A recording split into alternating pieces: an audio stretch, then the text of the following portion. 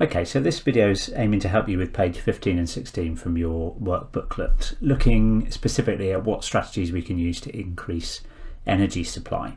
Now, there are two main ways that we can increase energy supply in any particular country. One of those is to continue to use fossil fuels or nuclear energy to provide electricity and fuels in the same way that we currently do.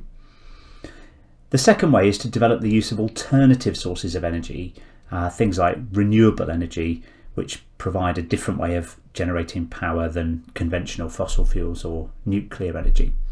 We're going to have a look now at different forms of renewable energy and their particular advantages and disadvantages. So the first renewable source of energy we're going to have a look at is biomass energy. This involves any fuel or energy that's derived from living material, things like plants, possibly animal manure, or even maybe leftover oil from cooking. All of those things can be used to generate electricity or to power vehicles in some form or another. The advantages that they have are the vegetation that's used can be grown in different environments. So depending on where you are in the world, there's likely to be a suitable source of fuel that could be used for this. There are also lots of low-tech alternatives, so things like using animal manure, for example, or wood. That's in very abundant supply even in less developed regions of the world, and therefore can be quite effective in helping us to generate electricity. The other thing that they do as well is actually can be considered to be carbon neutral, because as the plants or material is growing, that is also absorbing carbon dioxide from the atmosphere. So even though you might release carbon dioxide when maybe that wood is burnt or the biofuel is used, technically that carbon dioxide is offset because it's absorbed again later on when the fuel is regrowing. The disadvantages, though, are that very often land that might normally be used for growing food is actually given over to growing fuel instead. And this is a problem, as we've mentioned before in the unit, particularly in countries that suffer from food insecurity anyway. They don't really want to be sacrificing food over fuel. The other thing that can happen is that deforestation can occur in order to clear space for farmland. This is a particular problem in countries like Malaysia and Indonesia, where large areas of rainforests are being chopped down, replaced with palm oil plantations, and palm oil is just one example of a biofuel.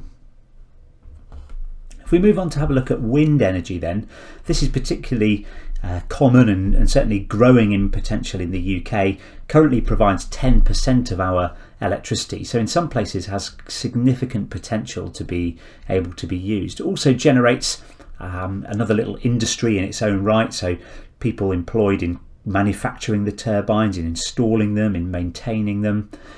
On the other hand though, wind is an unreliable source of fuel. We can't accurately predict the wind speed and the wind strength beyond maybe a few hours in advance, and certainly if the wind isn't blowing, if it's too weak or if it's too strong, the wind turbines aren't going to be able to operate effectively.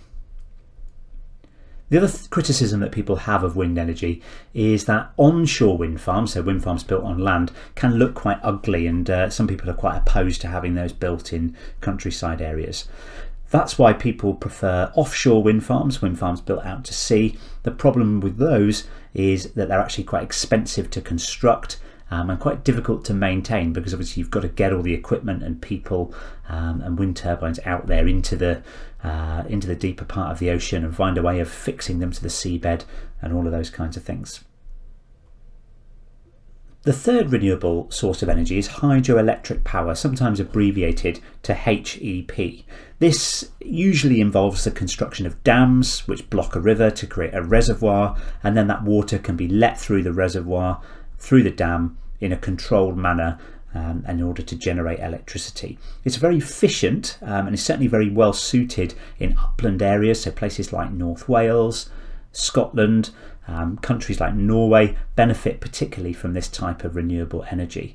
The other benefit that they have as well is that reservoirs, the lakes behind the dams, are also very effective at controlling flooding, and they can also be used for recreation. People might go fishing, sailing in and around those reservoirs. On the other hand, they can lead to large numbers of people being displaced. The area that actually gets flooded behind the dam to create the reservoir can displace villages, and in some cases in really large projects actually whole cities can have to be moved in order to create space for that reservoir. They're also very expensive to construct.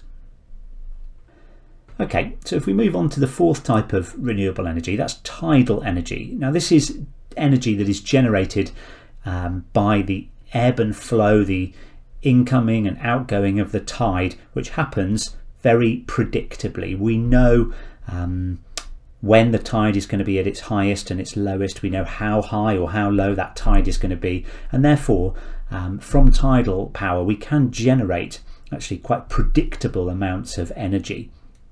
It's very often done in the form of tidal barrages. These are a bit like barriers, I suppose, built across a bay or an estuary, and as the tide moves in and out, turbines, like you can see in my little sketch here, spin around a little bit like a wind turbine does above ground.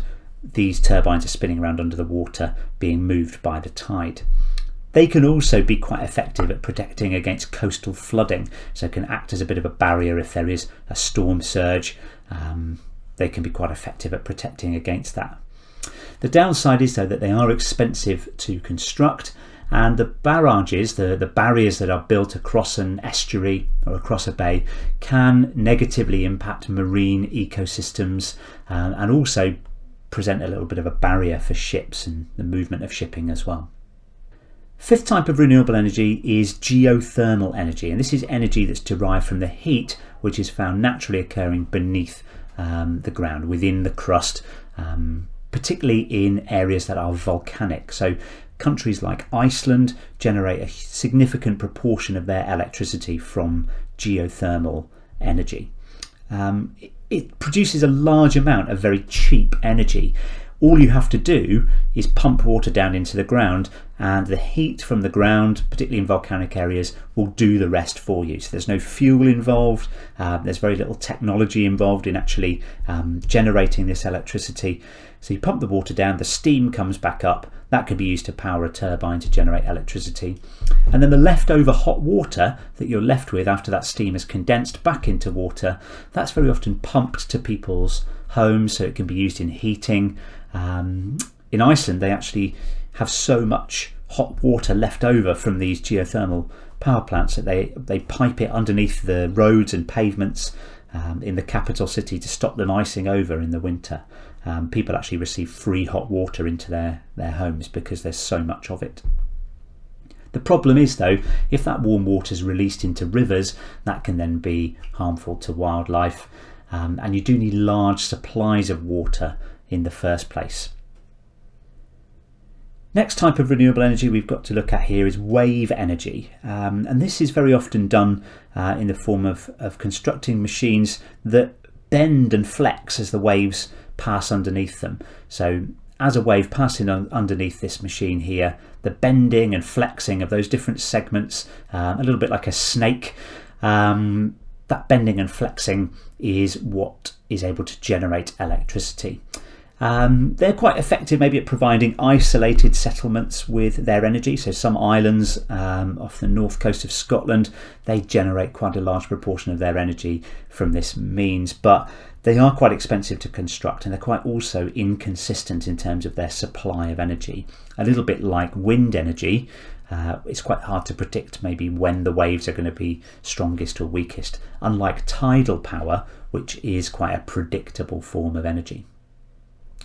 The final one then is probably the most rapidly growing form of renewable energy in the UK and globally, in fact, is the use of solar power. This is really effective in areas with quite high sunshine totals, so places like the Mediterranean, North Africa, countries like Morocco have benefited quite significantly from going down this route. It's also very effective in converting the sunlight to electricity. There's very little waste involved in actually converting the sunlight as the source of fuel into the electricity. The solar panels work in just the same way that you might have a little solar panel on your calculator. They're called photovoltaic or PV cells, and they convert the sunlight directly into a current of electricity.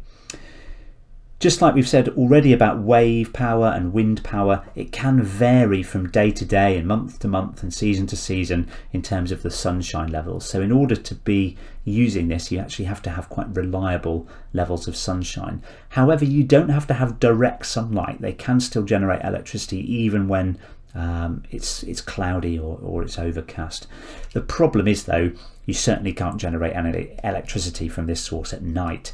And if we think about in the winter, in the evenings when people are coming home from work and turning their lights on and starting to cook their dinner, you're not going to be able to rely on solar power in order to meet that demand unless we can find some way of storing that energy. It's quite expensive to construct the solar panels, and very often the land they are built on is what would otherwise be used for farmland, and therefore that loss of agricultural land can be a problem. Finally then, if we move on to think about non-renewable energy as a means of meeting energy supply. In the short term, the availability of fossil fuels is unlikely to change, and therefore their use is unlikely to change. Although they are non-renewable, they will continue to provide quite significant fractions of our energy production. If we think about transport, a huge proportion of our cars and lorries and vans and aeroplanes, they all still require petrol or diesel or some other fuel derived from oil.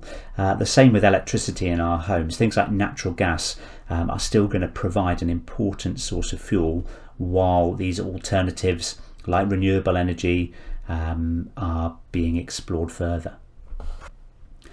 If we think about the long term, though, it's likely that those non-renewable sources of energy will become too expensive to extract and too expensive to use. So either because of environmental concerns, maybe because of climate change, governments will try and find alternatives which aren't contributing to climate change, but also economically it just might become too expensive to extract and to use those fuels. We also think about the long-term use of nuclear power for generating electricity. There are a couple of concerns that go with that. So firstly, that nuclear power is a non-renewable resource, even though it's low carbon in so much as it doesn't generate carbon dioxide while the electricity is being made. There is only a fixed amount of uranium on the planet, and uranium is the fuel that is used in a nuclear power station. So we can think about it as being a non-renewable resource. The main problem, though, is actually about the waste that's produced. It remains really hazardous for thousands and thousands of years, and there's currently no definitive plan or procedure of actually how we deal with that waste. At the moment, we just bury it deep underground and hope for the best, but that's not really a long-term strategy to dealing with the waste that's created by nuclear power. The power plants themselves can also be hazardous. For example, if there was a problem, we've got the example from 2011 in Japan where there was an earthquake and a large tsunami that then overwhelmed a nuclear power station. That exploded, created a very hazardous situation. So if things like that happen, then the problems can go very, very wrong, because the fuel and the materials used in that process are very radioactive.